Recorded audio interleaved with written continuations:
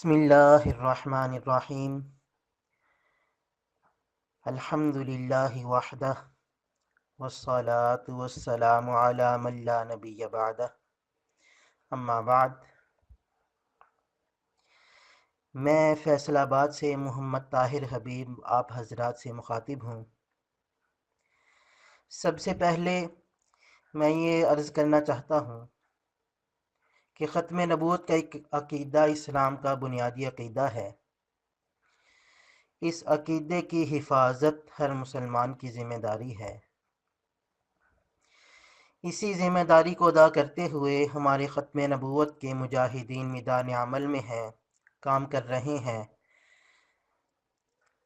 ان مجاہدین کا ایک خوبصورت نامہ انٹرنیشنل ختم نبوت موومنٹ کا قیام ہے، جس کے زیر اہتمام ختم نبوت کے حوالہ سے مختلف ایکٹیویٹیز ہوتی ہیں۔ انہی ایکٹیویٹیز میں سے آج کی یہ نشست ہے۔ اللہ رب العزت حافظ محمود الحسن صاحب کی سربراہی میں پوری ٹیم کو بہترین اجر عطا فرمائے۔ میں مولانا محمود الحسن صاحب، پروفیسر یاسر اقبال صاحب اور آپ کی تمام ٹیم کا شکریہ ادا کرتا ہوں۔ اللہ رب العزت ان کی کوششوں کو منظور فرمائے۔ ہمارا آج کا موضوع تفصیل بالرائے کی اقسام اور حکم ہے۔ قرآن پاک اللہ رب العزت کا پاک کلام ہے۔ قرآن پاک کی وضاحت کرنے کو تفسیر کہتے ہیں۔ اب تفسیر ہر بندہ نہیں کر سکتا۔ اللہ رب العزت فرماتا ہے ان علینا ثم ان علینا بیانہ، پھر قرآن کو بیان کرنا ہمارے ذمہ ہے۔ ہر بندہ تفسیر نہیں کر سکتا، بلکہ اللہ رب العزت فرماتا ہے کہ قرآن کی تفسیر کرنا یہ بھی ہماری ہی ذمہ داری ہے۔ پھر اللہ رب العزت نے یہ تفسیر کرنے کی ذمہ داری اپنے پیارے حبیب صلی اللہ علیہ وسلم کو عطا فرمائی۔ اللہ تعالی ارشاد فرماتا ہے وَأَنزَلْنَا إِلَيْكَ الذِّكْرَ لِتُبَيِّنَ لِلنَّاسِ مَا نُزِّلَ إِلَيْهِمْ۔ یا رسول اللہ، ہم نے آپ کی طرف یہ مبارک ذکر نازل فرمایا ہے تاکہ آپ لوگوں کے لیے ان کی طرف نازل شدہ احکامات کی وضاحت فرمائیں، یعنی تفسیر فرمائیں۔ پھر یہ ذمہ داری، تفسیر کی ذمہ داری نبی پاک صلی اللہ علیہ وسلم نے صحابہ کرام علیہم الرضوان کو عطا فرمائی، کیونکہ صحابہ آپ صلی اللہ علیہ وسلم کے علم کے وارث و جانشین ہیں۔ تو نبی کریم صلی اللہ علیہ وسلم نے کئی صحابہ کو یہ دعا عطا فرمائی اللہم علمہ الکتاب، اے اللہ اسے کتاب کا علم عطا فرما۔ تو ہر بندہ اسے یہ اجازت نہیں ہے کہ وہ قرآن کی تفسیر بیان کرے۔ خود خدا تعالیٰ تفسیر بیان کرتا ہے، یا اس کے حبیب صلی اللہ علیہ وسلم تفسیر بیان کرتے ہیں، یا پھر صحابہ کرام تفسیر بیان کرتے ہیں۔ اب ہم اپنے اصل موضوع کی طرف آتے ہیں، تفسیر بالرائے، یعنی اپنے رائے سے قرآن پاک کی تفسیر کرنا۔ اب تفسیر بالرائے دو طرح کی ہے۔ نمبر ایک تفسیر بالرائے محمود، اور نمبر دو تفسیر بالرائے مذموم۔ سب سے پہلے تفسیر بالرائے محمود کو دیکھتے ہیں۔ اب تفسیر بالرائے محمود یہ ہے، قرآن و حدیث، اقوال صحابہ اور عربی لغت میں غور و خوض کر کے جو معنی اور مفہوم ظاہر ہو، اس کی روشنی میں اپنی رائے ذکر کی جائے۔ اس تفسیر بالرائے کی اجازت ہے۔ اس کا دوسرا نام اجتہاد ہے۔ قرآن مجید نے خود حکم دیا ہے کہ قرآن میں غور و فکر کیا جائے۔ افلا یتدبرون القرآن، قرآن پوچھتا ہے کیا وہ لوگ قرآن میں غور و فکر نہیں کرتے؟ اجتہاد کی رائے کو نبی کریم صلی اللہ علیہ وسلم نے پسند فرمایا ہے۔ نبی کریم صلی اللہ علیہ وسلم نے حضرت معاذ بن جبل رضی اللہ عنہ کو یمن کا حاکم مقرر فرمایا۔ ان سے پوچھا کہ فیصلے کیسے کرو گے؟ انہوں نے عرض کی کتاب اللہ سے۔ فرمایا اگر کوئی بات کتاب اللہ سے نہ ملے، عرض کی تو پھر میں اپنے نبی کی سنت سے مسئلہ تلاش کروں گا۔ فرمایا اگر نبی کی سنت میں بھی کوئی حکم نہ پاؤ تو عرض کی اجتہد الرأی، یا رسول اللہ میں اپنی رائے کے ساتھ اجتہاد کروں گا۔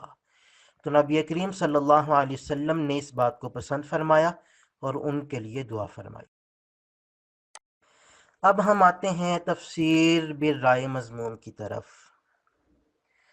تفسیر بالرائے مضمون یہ ہے کہ بغیر علم اجتہاد کے اپنی ذاتی مفاد کے لیے تفسیر کی جائے، یا تو علم نہ ہو یا علم تو ہو لیکن انسان اپنی ذاتی مفاد کے لیے تفسیر کرے۔ یہ تفسیر کرنا سخت ناجائز ہے، سخت حرام ہے۔ نبی کریم صلی اللہ علیہ وسلم نے اس چیز سے بڑا ہی سخت منع فرمایا ہے۔ فرمایا من قال فی القرآن بغیر علم فلیتبوأ مقعدہ من النار، کہ جو قرآن میں بغیر علم کے کوئی بات کہے وہ جہنمی ہے۔ یعنی علم کے بغیر کوئی بندہ تفسیر نہیں کر سکتا۔ سب سے پہلی شرط یہ ہے کہ وہ بندہ صاحب علم تو ہونا۔ پھر آگے ارشاد فرمایا من قال فی القرآن برأیہ فلیتبوأ مقعدہ من النار، کہ جو اپنی رائے سے، پہلے تھا کہ علم کے بغیر، اب ہے علم تو ہے لیکن صرف اپنی رائے ذکر کرتا ہے تو وہ بھی جہنمی ہے۔ بلکہ نبی کریم صلی اللہ علیہ وسلم نے یہاں تک ارشاد فرمایا من قال فی القرآن برأیہ فاصاب فقد اخطأ، جو اپنی رائے سے قرآن میں کچھ کہتا ہے وہ درست ہو تب بھی وہ گناہ گار ہوگا۔ یہ قرآن کوئی معمولی چیز نہیں کہ ہر کوئی ایرا غیرہ اٹھے اور قرآن کی تفسیر شروع کر دے، بلکہ قرآن کے قواعد ہیں، قرآن کے اس تفسیر کے اصول ہیں۔ جو تفسیر کا اہل ہو تفسیر وہی کر سکتا ہے۔ اب تفسیر بالرائے مضمون کی اگر مثال دیکھنی ہو تو وہ مرزا غلام احمد قادیانی کی تفسیر ہے کہ جس میں تفسیر بالرائے کے سوا، مضمون کے سوا ہے ہی کچھ نہیں۔ مرزا غلام احمد قادیانی نے اپنی مرضی سے تفسیر کی، اپنی رائے کا اس میں بہت زیادہ اس نے ذکر کیا ہے اور کہتا ہے یہ میرے الہامات ہیں۔ قرآن مجید کے معنی کو بدلا، مفہوم کو بدلا، قرآن پاک میں معنوی تحریف کی ہے۔ اب چند مثالیں دیکھیے۔ یہ میرے سامنے مرزا غلام احمد کی تفسیر ہے جسے ادارۃ المصنفین ربوہ کی طرف سے شائع کیا گیا ہے۔ اب اس کی جلد نمبر، یہ میرے ہاتھ میں جلد نمبر 3 ہے۔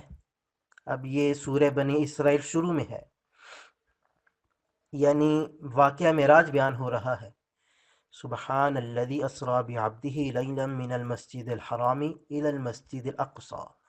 اب مسجد اقصی کی وضاحت کرتے ہوئے مرزا غلام احمد قادیانی کہتا ہے، لکھتا ہے مسجد اقصی سے مراد مسیح موعود کی مسجد ہے جو قادیان میں واقع ہے۔ انا للہ و انا الیہ راجعون۔ مسجد اقصی کی تفسیر کرتا ہے کہ وہ میری مسجد ہے۔ اب مسجد اقصی کی یہ تفسیر نہ قرآن کے مطابق ہے، نہ حدیث کے مطابق ہے، نہ صحابہ کے اقوال کے مطابق ہے، نہ کوئی اجتہاد ہے، بس اپنی ایک رائے ہے اور اپنا ذاتی مفاد ہے۔ اب اس کا ذاتی مفاد کیا ہے وہ میں آپ کو بتاتا ہوں۔ اب یہی الفاظ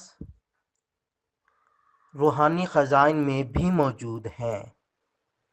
اب روحانی خزائن میں یہ مضمون کس عنوان سے ہے وہ ذرا دیکھیے۔ عنوان ہے اشتہار چندہ مینارۃ المسیح، یعنی اپنی مسجد کے مینارے کے لیے چندہ لیتے ہوئے یہ قرآن پاک کی تعریف معنوی کی ہے۔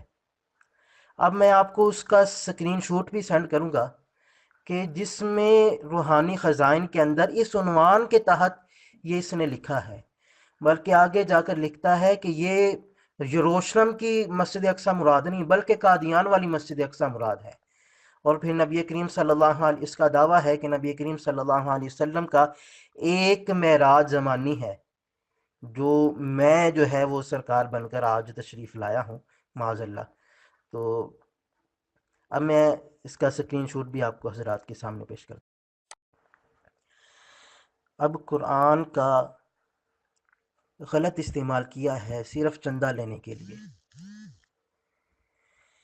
اب قرآن نے جو یہودی یا عیسائی علماء تھے ان کی مذمت کی ہے کہ وہ پیسے لے کر قرآن کو بدل دیا کرتے تھے، لیکن مرزا غلام احمد قادیانی تو اس سے بھی گر گیا۔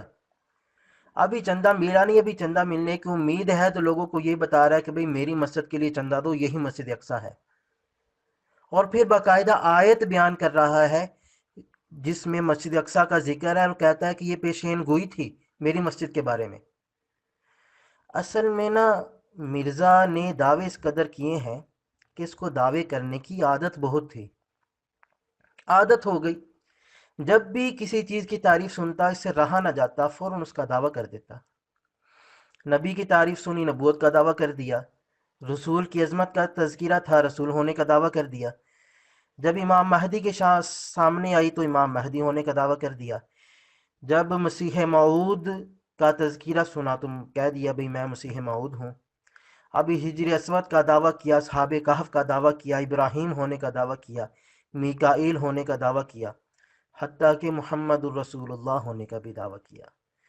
تو جب اسی طرح جب مسجد اقصیٰ کی عظمت کی سامنے آئی تو اپنی مسجد کو مسجد اقصیٰ بنا دیا اور کہا کہ مسجد اقصیٰ سے مراد جو قرآن کی آیت ہے اس سے مراد یروشلم والی نہیں بلکہ میری قادیان والی مسجد اقصیٰ ہے۔ ہم مرزا قادیانی کی تفسیر میں سے ایک اور مثال دیکھتے ہیں۔ سورہ صف کی آیت نمبر 9 ہے، وَمُبَشِّرًا بِرَسُولٍ يَأْتِي مِن بَعْدِ اسْمُهُ احمد۔ عیسیٰ علیہ السلام نے اپنی آمد کا مقصد بیان فرمایا کہ میں تمہیں ایک ایسے رسول کی خوشخبری دینے آیا ہوں جس کا نام نامی اسم گرامی احمد ہوگا۔ اب اس آیت کی تفسیر کرتے ہوئے مرزا غلام احمد کہتا ہے اس آیت میں یہ اشارہ ہے کہ حضرت صلی اللہ علیہ وسلم کا آخری زمانہ میں ایک مظہر ظاہر ہوگا۔ یہ اپنے آپ کو ان کا مظہر کہتا ہے، یعنی اس کا کہنا یہ ہے کہ عیسیٰ علیہ السلام میرے بارے میں پیشین گوئی فرما کر گئے ہیں۔ اب مرزا کی سمجھ نہیں آتی، کبھی تو کہتا ہے کہ میں نبی کریم صلی اللہ علیہ وسلم کا نائب ہوں، ان کا غلام ہوں، جو کچھ مجھے ملا ہے ان کی تابعداری سے ملا ہے، اور کبھی آپ کی شان پر یہ ڈاکے ڈالتا ہے۔ حالانکہ اس آیت کریمہ کی تفسیر خود نبی کریم صلی اللہ علیہ وسلم نے واضح طور پر ارشاد فرما دی، انا محمد انا احمد، میں محمد بھی ہوں میں احمد بھی ہوں۔ آپ کو معلوم تھا بعد میں ایک شخص آئے گا کہے گا بھئی احمد میں ہوں، عیسیٰ علیہ السلام میرے بارے میں بشارت دے گئے ہیں، لیکن آپ نے ایک اور جگہ پر ہر طرح کے شبے کا سد باب کر دیا، فرمایا انا بشارت عیسیٰ، میں عیسیٰ علیہ السلام کی بشارت ہوں۔ عیسیٰ علیہ السلام جس ذات کی بشارت دے کر گئے تھے وہ کوئی اور نہیں، وہ میں خود ہوں۔ تو نبی کریم صلی اللہ علیہ وسلم کی وضاحت کے بعد اور کوئی گنجائش رہتی نہیں۔ مرزا غلام احمد قادیانی کی ساری تفسیر یا تو باطل تعویلات ہیں یا اپنی اس نے خود ساختہ تعریفیں کی ہیں یا قرآن میں معنوی تحریف کی ہے۔ اب وقت کی قلت کے پیش نظر میں صرف چند نشاندہی کرتا ہوں چند مقامات پر کہ جس سے یہ ظاہر ہوتا ہے کہ مرزا قادیانی نے قرآن پاک کی تحریف کی ہے، تحریف کے معنی میں تحریف کی ہے، اور قرآن پاک کی تفسیر بالرائے کی ہے اور اپنے ذاتی مفاد کے لیے کی ہے۔ اب یہ سورہ فاتحہ کی تفسیر میں مالک یوم الدین لکھتا ہے کہ حقیقت میں یوم الدین سے مراد حقیقت میں اس عاجز کا زمانہ ہے، انعمت علیہم سے مراد میری جماعت ہے۔ اب یہ سورہ کہف ہے، ان اصحاب الکہف والرقیم۔ اب اس کی تفسیر میں یہ لکھتا ہے کہ میرا نام صحاب کہف رکھا گیا، اور رقیم سے مراد یہ ہے کہ انبیاء میرے بارے میں پیشین گوئیاں کرتے آئے ہیں۔ انا للہ و انا الیہ راجعون۔ هو الذی ارسل رسولہ بالہدی ودین الحق لیظہرہ علی الدین کلہ۔ اب اس آیت کی تفسیر میں یہ لکھتا ہے، مجھے بتلایا گیا تھا کہ تیری خبر قرآن اور حدیث میں موجود ہے، اور تو ہی ساتھ آیت کا مصداق ہے، هو الذی ارسل رسولہ بالہدی۔ اب یہ ساری آیت مبارکہ لکھی ہوئی ہے، یعنی جو نبی کریم صلی اللہ علیہ وسلم کی شان میں آیات نازل ہوئی ہیں، یہ ساری کہتا ہے میرے بارے میں ہے۔ وَإِذَا الْإِشَارُ وَالطِّلَت، اس میں ریل کے نکلنے کا ذکر ہے جو میرے زمانے میں ظاہر ہوا۔ اِنَّا أَنزَلْنَاهُ فِي لَيْلَةِ الْقَدْرِ، ہم نے اس قرآن کو لیلۃ القدر میں نازل کیا۔ کہتا ہے لیلۃ القدر اس ظلمانی زمانے کا نام ہے جس کی ظلمت کمال کی حد تک پہنچ جاتی ہے، اور وہ جو ہے میرا ہی زمانہ ہے جو جسے لیلۃ القدر کہا گیا ہے۔ اب میں آخر میں قادیانیوں کو دعوت فکر دوں گا کہ دیکھیں آپ کے مرزا نے قرآن پاک کی تعویلات کس طرح باطل تعویلات کی ہیں، قرآن پاک کے مفہوم کو کس طرح اس نے بدلا ہے، نبی کریم صلی اللہ علیہ وسلم کی شان پر کس طرح اس نے ڈاکے ڈالے ہیں۔ کچھ غور کریں، کچھ اس طرف بھی توجہ کریں کہ اور اسلام کا راستہ ہی سچا راستہ ہے، اسی طرف آئیں۔